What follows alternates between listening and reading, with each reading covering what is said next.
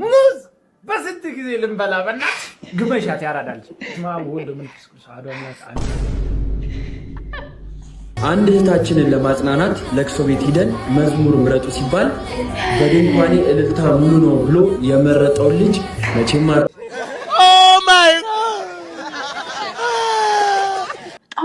በጣም ነው የሚያምረው። እግዚአብሔር ዝማሬ መላእክት ያሰማልን። ረለክ እንደዚህ ይባላል። እግዚአብሔር ይባርክሽ ትልቅ ሰው። ለሰላም በታክሲ ይርሽ ዘፈን እየሰማሽ ነው አይደለ? ከዛ ታክሲው ቢገለበጥ እግዚአብሔር ጋር ታክሲው ቢገለበጥ እና ብሞት ከዛ እግዚአብሔር ፊት ብቆም ዘፈን እየሰማሁ ነበር የመጨረሻ ስራዬ። A few moments later ግን ታክሲ ውስጥ ታክሲው ቢገለበጥ እያልኩኝ መሄዱ ግን በጣም ያስፈራል።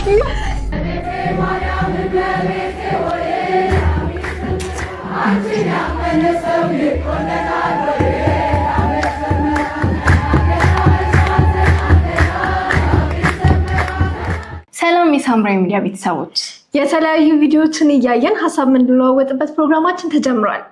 ወደ ቪዲዮ እንዳ ይህንስ ምትይሻል? የራስ አይን ላይ ያለውን ግንድ ሳታይ የወንድምን ጉድፍ እንዴት ታያለህ? አብዛኞቻችን የራሳችን ትልቅ እንትን እያለብን የሰውን ትንሽ ነገር ነው የምናየው። እነዚህ ልጆች ታውቂያቸዋለሽ? ሄራና ሶሊያና? አዎ እንዴ ማውቃቸዋል። እንዴ በቃ በጣም የሚገርም ጭንቅላት ነው ያላቸው። በጣም ስማርት የሆኑ ልጆች ናቸው። በጣም አንተ ያልከው ብዬ ሁሉ ናቸው አላውቅም ነበር። የምን ድምጻቸው በጣም ነው የሚያምረው እና አሁን አዲስ መዝሙር አውጥተዋል። በጣም ነው ድምጻቸው። እረኝ የምለው ቢኖረኝ አምላኬ አንተ ግናት ቸሩኝ አንተ ግን የእነሱ ታሪክ ስታስሰሚ ምንድነው ይመጣልሽ? አይምሮሽ እግዚአብሔር ላይ ያላቸው እነሱ በጣም ነው የሚገርመው። እስኪ አንድ ቀን ዛሬ ቤታችሁ ቁጭ ብላችሁ እስኪ መብራታችሁን አጥፍታችሁ ቁጭ ብላችሁ ከራሳችሁ ጋር ነው ምንድን ነው ከእግዚአብሔር እያራቀኝ ያለ እኔ በየቀኑ እያደረጉት ያለው መጥፎ ነገር ምንድን ነው? ምንድን ነው ላንቺ? ብዙ ነገር አለ። ግን አሁን እንደዚህ እንትን አለ ያኔ ለማውራት አነስተው ሰው ያኔ መጀመሪያው ስልክ ነው። በጣም አሁን እንደው እንኳን ቤተክርስቲያን እንኳን ብለሽ ታስበው አንዳንዴ እስከ ማታ በቃ የሆነ ሰዓት ድረስ በቃ ወይ ቲክቶክ ወይ ሶሻል ሚዲያ ላይ ቆይተን ተኝተን ከዛ ጠዋት ላይ ተነስቶ ቤተክርስቲያን የሚሄድ አቅሙ እንትኑ ያሳጣሻል። በዛ ላይ ደግሞ ይሄ ለሌላ ነገር ጊዜ አናጣም። ለምሳሌ ስልክ ላይ ለማምሸት ምናምን፣ ግን ለጸሎት ሲሆን ይደክመናል፣ ጊዜ ያጥረናል። ነገ በጣት እንደምንነሳት እዚህ ይለናል እና የምንፈልገው መተኛት ብቻ ነው። እንኳን ከእግዚአብሔር ጋር ቁጭ ብሎ ለማውራት መተው እንዳለብኝ እያወቅሁ ግን የማደርገው ነገር ምንድን ነው? ለዩት ይሳቃችሁ። ያን የምንቸገርበትን ነገር እንለየው። ቁጭ ብለህ ስለ ጉዳዩ እናስብ። መቼ ነው እንደዚህ አይነት ሰው የሆንኩት? መቼ ነው የጀመርከው? ያንን ነገር ማን ያስለመደ? እንዲህ ነው የገባው? ቁጭ ብለን ሪያሊቲውን ፌስ እናመስል። ሆነን አንድ ቀን ስልካችን ወደ ጎን ወርደን ከራሳችን ጋር ነው ከእግዚአብሔር እያራቀኝ ያለ አንድ ነገር እግዚአብሔር እንደተወለት የሚፈልገው ያ ነገር ምንድን ነው ብለን እናስብ። ይመጣልናል። ሰው ሊሆን ይችላል፣ ጊዜ የለኝም ምናምን ልንል እንችላለን።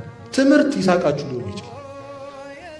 የምታጠናው ጥናት መጽሐፍ ቅዱስ እንዳታነብና ጸሎት እንዳታደርግ ወደ ቤተክርስቲያን እንዳትሄድ የሚያደርግ ከሆነ ይሳቅን መተውን ያለብህ። ምክንያቱም እግዚአብሔር እንኳን ከትምህርት ከአባትና ከእናትም ስለሚበልጥ ተናግሯል ክርስቶስ በወንጌል። ማንም ከኔ አብልጦ እናትና አባቱን ቢወድ እህት ወንድሙን ቢያስበልጥ የተረገመ። ከእናት ከአባት በላይ የሚወደድ እግዚአብሔር አይታችኋል። ቅድም ነግሬያችኋለሁ አብርሃም ምን ያህል እግዚአብሔር እንደሚወደው አይደል? የሚተውለት አምላክ ነው። ብዙ የሚተውለት አምላክ ነው። ብዙ ነገር ሁሉ ነገሩን የሰጠን አምላክ እኮ ነው። ራሱን የሰጠን ክርስቶስ። እንለየው አንድ ቀን ቁጭ ብለን ምንድን ነው እየሆንኩ ያለሁት? በሕይወቴ ምንድን ነው እያደረኩ ያለሁት? ይህ መንገድ ያዋጣኛል? ክርስቶስን እኮ በየቀኑ እንዲሰቃይ እያደረጉት፣ ባዳነው ሰው እንዲበደል እያደረጉት ታውቃላችሁ። አንድ ክርስቶስ እንግዲህ የሸዋ አክሊሉን ካያችሁት 3000 ነው የሸዋ አክሊሎቹ በቁጥር 70ዎቹ ጭንቅላት ውስጥ ገብተዋል፣ ወደ ውስጥ ገብተዋል። ምን ያህል ሊያመው እንደሚችል አስቡ። አንተ ያንን ኃጢአት ስትሰራ ሌላ አንድ 71ኛ ሾህ እየጨመረ በእጅህ በእንጨት እየቆሰቆስክ እንዲያመው እያደረገ ክርስቶስን ድጋሚ እየሰቀል ነው ያንን ኃጢአት ስናደርግ እስከ መቼ ነው የወደደኝ ጌታ ላይ እንደዚህ የሚጨክነው እና እንደዚህ የሚያደርገኝ ነገር ምንድን ነው ብለን አንድ ቀን ቁጭ ብለን ከራሳችን ጋር ከዛስ ያ ክፉ ልማድ ያ ክፉ ኃጢአት ህይወታችን ላይ ያመጣውን ኢፌክት ቁጭ ብለን እናስበው እስኪ ምን እንዳደረገን እንዴት ከሰው በታች እንዳደረገን መረጋገጫ እንዳደረገን እውነት ራሳችን መስታወት ላይ ስናየው ጥሩ ስሜት ነበር ሊሰማን የሚገባው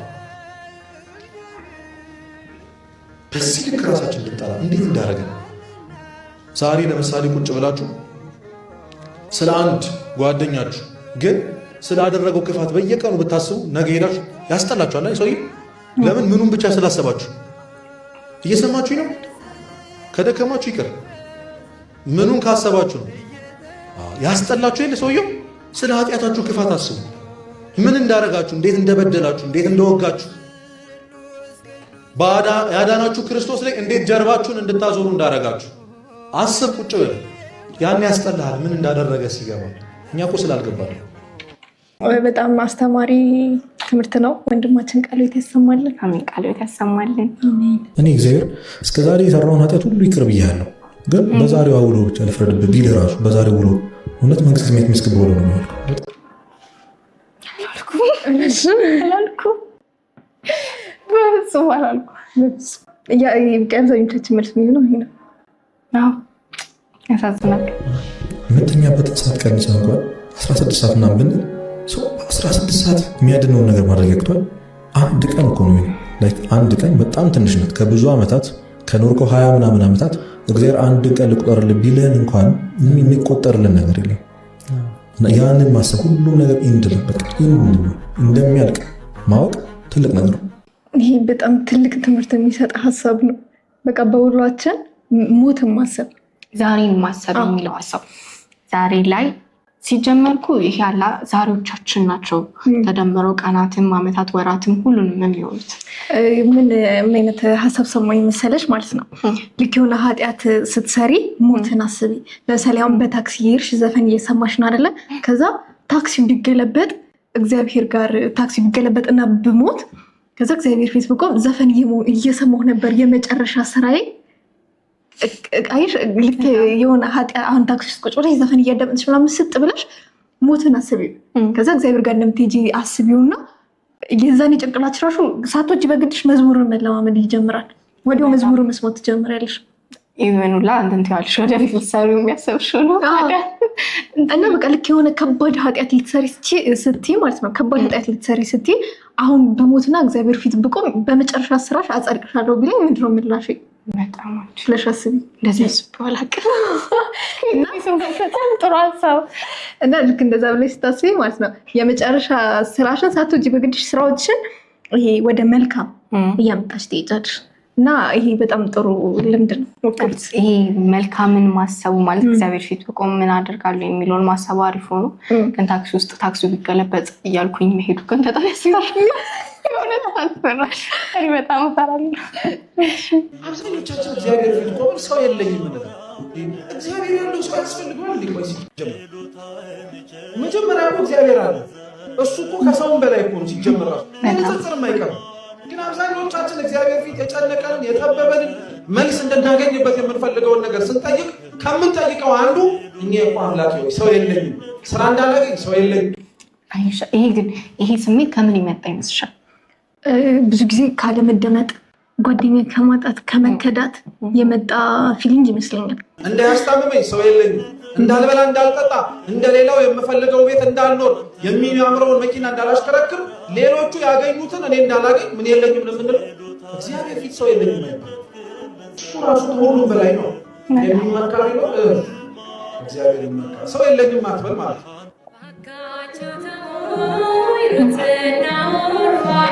ይሄ የልጅነት መዝሙራችን መተሻሽ ልጅ እያለን ምን ሰው መዝሙር ነው ለብሶ ክሮይም ከፋ ልጆች ምራቆኝ ሞት ወሰዳቸው ናፍቀዋልና ወደ አባታቸው ታገሱት ሁሉም ያልፋል ታገሱት ሁሉም ያልፋል ግን እስኪያልፍ ያልፋል በዚህ መዝሙር የልጅነት ትዝታ ያለባችሁ ሰዎች እስኪ ኮመንት ላይ እንትን በሉኝ። ከታገሱት ሁሉም ያልፋል፣ ግን እስኪያልፍ ያለፋል። እና የልጅነት ትዝታ ያለባችሁ ሰዎች ኮመንት ላይ አስቀምጡልን።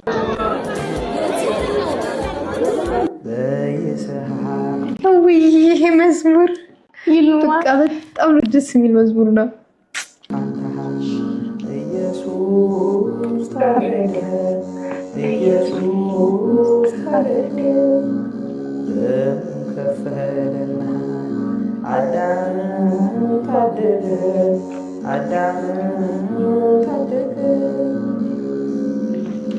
እግዚአብሔር ይባርክሽ ትልቅ ሰው። አንቺን ከንቀርሽ ቀስቀሶ ቤተክርስቲያን ልጅ ጓደኛለሽ የለኝም እኮ ነው ጉዳይ እየተጎዳ ያለሁት እኮ ይሄ ነው። እና በህይወታችሁ ከእንቅልፋችሁ እየቀሰቀሰ ቤተክርስቲያን ሊድ የሚል ጓደኛ ያላችሁ ሰዎች በጣም እድለኞች ናችሁ። በጣም ታድላችኋል። አመስግኑት እንዴ። አሁን እኮ እየቀሰቀሰ እኮ ወደ ሌላ ቦታ የሚወስድ ነው ያለው። ያላሰብሽውን የሚያሳስብ ሰው ነው የበዛው። እና እንደዚህ አይነት ጓደኛ ያላችሁ ሰዎች እግዚአብሔርን አመስግኑ። በእውነት ትልቅ ሰው፣ በጣም ትልቅ ሰው፣ በጣም ትልቅ። እግዚአብሔር የሾመውን ሰው አንዴ ለመጣል እንዳትጋጋጡ። መድኃኒዓለም የሾመውን የት ሲጥሉ አይታችኋል። እግዚአብሔር ሞገስ ያለው ከፍ ያለ ሰው ካያችሁ ዳግም እንዲወድቅ መሰላል አታንሱበት። በአምላኩ ዙፋን የተቀመጠን ሰው አትለካኩት። ከአምላኩ ከእግዚአብሔር የተሾመ ስልጣን የት ሲሻር አይታችኋል። ልቦናችሁ እያወቀ አምላክ በሙሉ አይኑ የተመለከተውን ሰው ከፍ እንዳለ እያወቃችሁ አይምሯችሁ ከእናንተ እንደሚሻል እየነገራችሁ በአንደበታችሁ መጥፎ ነገር አታርጉበት። መጥፎ አትናገሩ። ለመደናቀፊያ ለመውደቂያ የተቆፈረ ጉድጓድ መቀበሪያ እንዳይሆንባችሁ። ከሚፈርዱት መሃል እንዳትካትቱ። በቃ ጸጋ ያለው ሰው አለ። አምላኩ እግዚአብሔር ዋስትና የሆኑ ጠበቃ ግርማ ያለው ሰው አለ። ዘመን የማይሽር ስልጣን ያለው ልዑል የሆነው ለስሙ አጠራር ክብር የሚገባው እግዚአብሔር ከነሙሉ ክብሩ ያስቀመጠውን ሰው ድርሻውን ለመካፈል አትጠጉት። ከእግዚአብሔር የሆነው የእግዚአብሔር ነው። እንደውም የሆነ አባባል ትዛል አንዳንዴ እንትን ልንልባቸው ማንችላቸውን ሰዎች ማለት ልንበልጣቸው ማንችላቸውን ሰዎች በአፋችን እንትን የምንላቸው ለማንቋሻሽ እና ለማለት የምንሞክረው የራሳችንን የበታችነት ስሜት ለማለት ነው። ይሄ ምንድነው የሚባለው? በቃ ይሄ የበታችነት ስሜታችንን ለማጥፋት በቃ ባይዘዌ እንትኑ መተው ትችያለሽ እኮ ማለት በቃ እሱ እግዚአብሔር ሰጥቶታል። እግዚአብሔር ትልቅ ደረጃ አድርሶታል። እግዚአብሔር ይመስገን አሁንም ይባርክለት ማለት እንችላለን።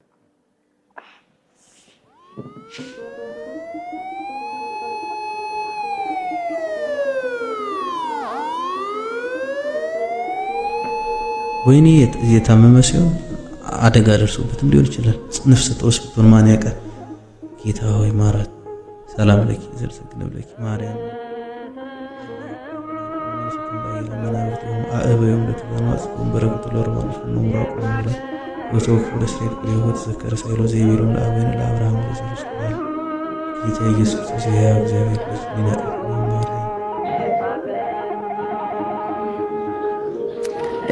አምቡላንስ በሚያልፍበት ጊዜ ውስጡ ታማሚ ወይም ነፍሰ ጡር ሊሆን ስለሚችል ባናቃቸው እንኳን በግላችን ሰላም ለኪ ብናደርስላቸው ብዬ አይሻል። እስምሽ ተቀልሽ አላቅ እውነት በጣም ብዙ ጊዜ አጠገባችን አምቡላንስ ያልፋል። ግን የእውነት ግን እኮ የምናውቀው ሰው ቢሆን እኮ ግን የምር ከጸሎትን በላይ በጣም ብዙ ነገሮች ልናደርግ እንችላለን። ግን አሁን ሌላ ሰው ማናውቀው ምናምን ስለሆነ በቃ ይሄ ግዴታ ሰጠን ምንም አይመስለንም። ግን ሁሉም ያ ሰው የሌላ ሰው አባት እህት ማንም ሊሆን ይችላል። ነገሮች የሚሰሙን ራሳችን ላይ ሲሆን ነው ብዙ ጊዜ የሚሰማን እና ግን ይሄ በጣም ትልቅ ትምህርት ነው። ባናውቃቸውም ብንጸልይላቸው በጣም ትልቅ ትምህርት ነው።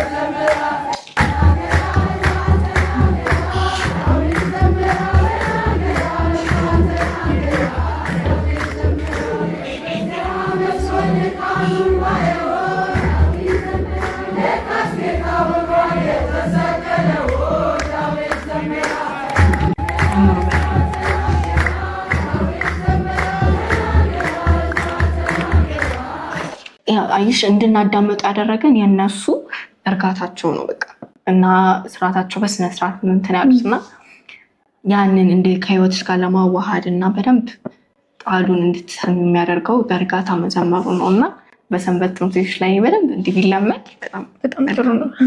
የሰንበት ትምህርት ቤቶች ትውስታ ክንድህ ነጠፊ ስለ ሰንበት ትምህርት ቤት እያነሳ የሚለው መዝሙር ሲዘመር ክንዴን ያጠፍኩበትን አጋጣሚ መቼም አልረሳውም።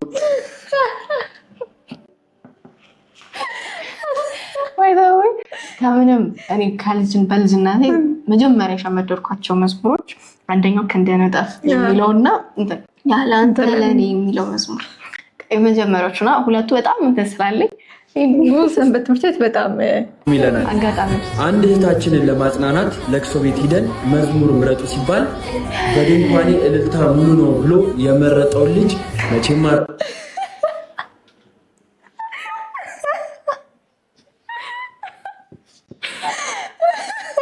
ክርስቶስ የመዝሙር ፍቅር ነው ብለን እናልፋለን። መዝሙር ፍቅር ነው ወይም ደግሞ ለቅሶ የተተከለው ድንኳን ስላየነ የመዝሙር ይመጣ ረሳው ትለናለች። ሰንበት ትምህርት ቤት ገና እንደጀመረን አካባቢ ነው። የገብርኤል ከተማ የት ነው ሲባል ቶሎ ብዬ እጄን አውጥቼ ቁልቢ ያልኩበትን አጋጣሚ መቼም ረሳው ትለናለች። የገና ሰሞን አካባቢ መዝሙር ህፃናት ጋር እያስጠናው የልደት መዝሙር ምረጡ ስላቸው እጃቸውን አውጥተው ሃፒ በርዝዴይ ያሉበትን አጋጣሚ መቼም ረሳም ይሉናል። ህፃናት ስታስጠኝ ማለት ነው በጣም ደስ የሚለው ነገር ህፃኖች የማያውቁ የተሰማቸውን ነው የሚናገረው። እኔ ደግሞ ለመጀመሪያ ጊዜ ፕሮግራም እየመራው የምናገረው ነገር ጠፍቶብኝ አውቄ እያሳልኩኝ የወጣሁበትን አጋጣሚ መቼም አልረሳውም ይለናል። እነዚህን የመሰሉ ገጠመኞች ያሏችሁ የአብነት እስኪ እናንተም በሰንበት ትምህርት ቤት ገጠመኝ ካላችሁ ኮሜንት ላይ አስቀምጡልን። መቼም በጣም ብዙ ነው የሚኖረው፣ በጣም ብዙ ሰንበት ትምህርት ቤት ተምሮ አልፎ ገጠመኝ የማይኖረው አይኖርምና እኔ ብቻ ነኝ ግን ቅዳሴ ሲቀደስ የኛው ክፍል ሲባል ደስ የሚለኝ ሰራዊት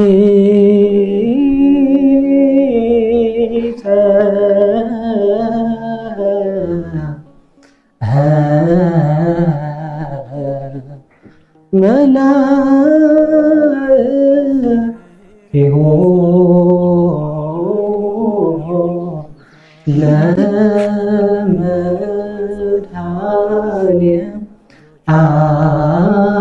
ለመድኃኔዓለም ቀወሙ ቅድሜሁ ለመድኃኔዓለም ወይኬልልዎ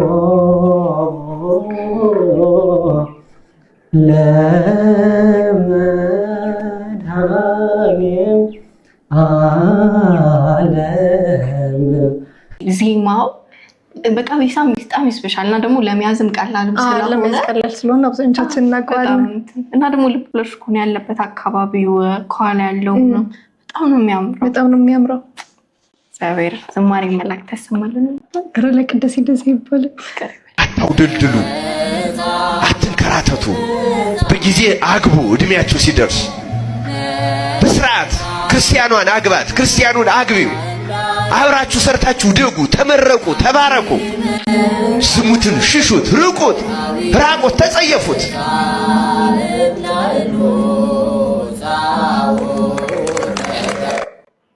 ያው አሁን ላይ ለማግባት እያቀዳችሁ ያላችሁ ሰዎች እግዚአብሔር ሐሳባችሁን ይምራላችሁ። አይገርም? 38 ዓመት የተኛው ያ በሽተኛ አልጋን ተሸክመ ሂድ ብሎ የክርስቶስ የፈወሰው ታሞ የተነሳ እግዚአብሔር ረሳ።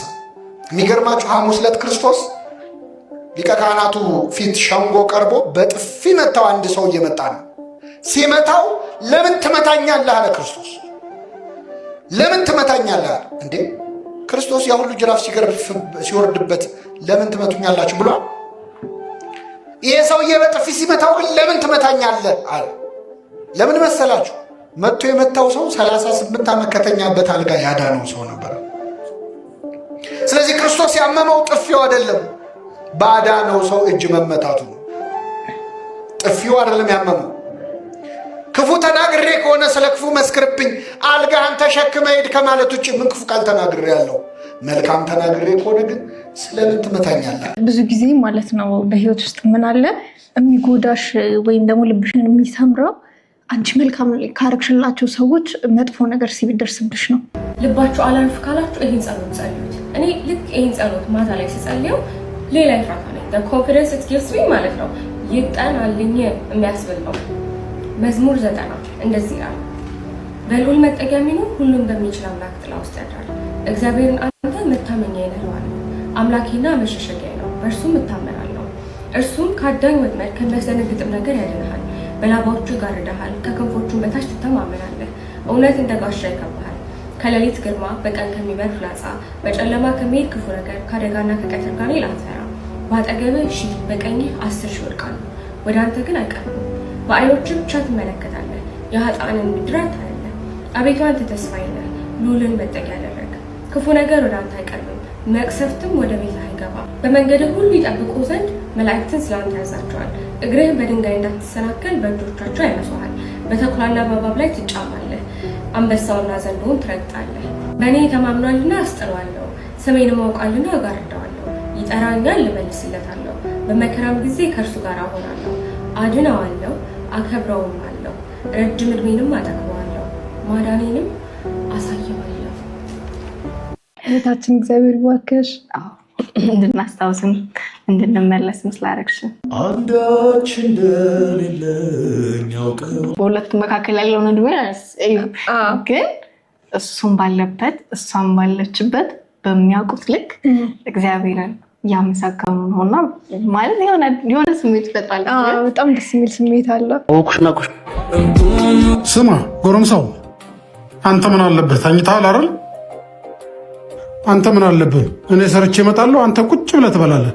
እኔ አንተን ለማሳደግ እኮ ያላረኩት ጥረት የለም። አስተማርኩኝ፣ አበላው፣ አጠጣው፣ ለዚህ ቁም ነገር አደረስኩኝ።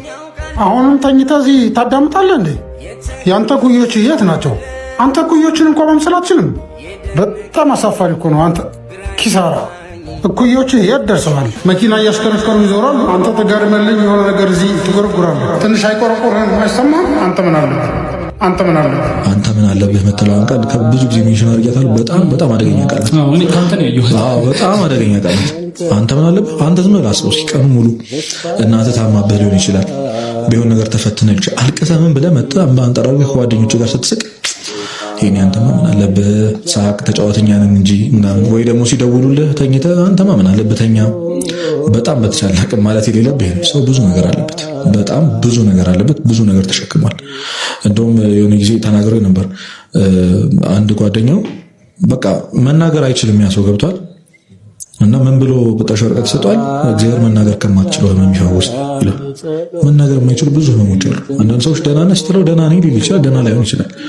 በቃ ሊነግር የማይችል በጣም የቅርብ ጓደኛ ሆኖ ላይነግር ይችላል ያንን ሀዘኑ። በጣም ነው ማለት ነው። ምን ታረጋለህ? መጸለይ ነው ያለብህ እና ደግሞ በቃ ሰፖርትን ማሳየት ነው ያለብህ። እግዚአብሔር መናገር ከማትችለው ህመም ይፈውስ ማለት በቃ ይገባኛል መናገር የማትችለው ህመም እንዳለብህ።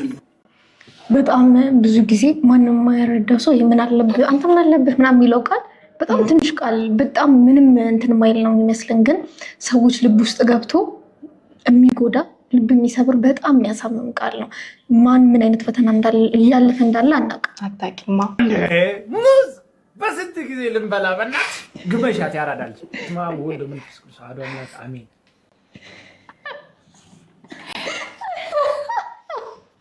ደደብ ይሁን የገማሙድ ህፃን ልጅ ውሃ ውስጥ ምራቁን ተፍቼበታለሁ አይነት ነገር ሲያስጠላ። አረ ሳክሽ እኔ አሁን አገኝሽ። እሺ ምንም አታመጣም። በአካት አስፈራራ ወገኛ። እንዴት ዋላችሁ ማርቲ? የት ጠፍተሽ ነው? በእናትሽ ነው ሙዝ እንብላ። አማን ወይ የተባረክ ይሁን። በላው አሁን በላው። እኔ የምልህ 200 ብር አለ እንዴ? ኤቲኤም እምቢ አለኝ። አለኝ። ችግር አለ እንዴ? እዚች ጋር ሳሚና አንስሽ ወይ ሰሌ እራፍራለሁ። ባይሆን አይኔን ጨፍንና ልሳም። ይኸው እንጂ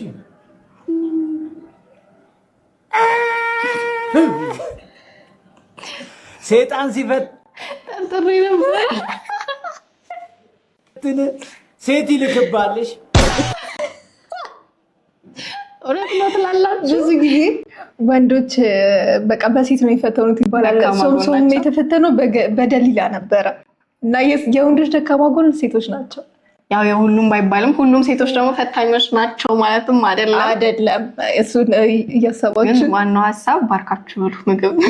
የዛሬው ቪዲዮቻችን ይህንን ይመስሉ ነበረ። ብዙ ሀሳብ አንስተናል። ብዙ ተወያይተናል፣ ስቀናል፣ ተምረናል በደንብ። በቀጣይ ሳምንት ደግሞ በሌሎች ቪዲዮዎች እንመጣለን። በተጨማሪም ደግሞ እናንተ እንድናየው የምትፈልጉት ሀሳብ እንሰጥበት የምትፈልጉት ቪዲዮ ካለ ሜንሽን አድርጉን። ዩቲዩባችንን ሰብስክራይብ አድርጉ። ስለነበረን ጊዜ እግዚአብሔር ስም የተመሰገነ ይሁን። ሰላም ቆዩ። አሜን።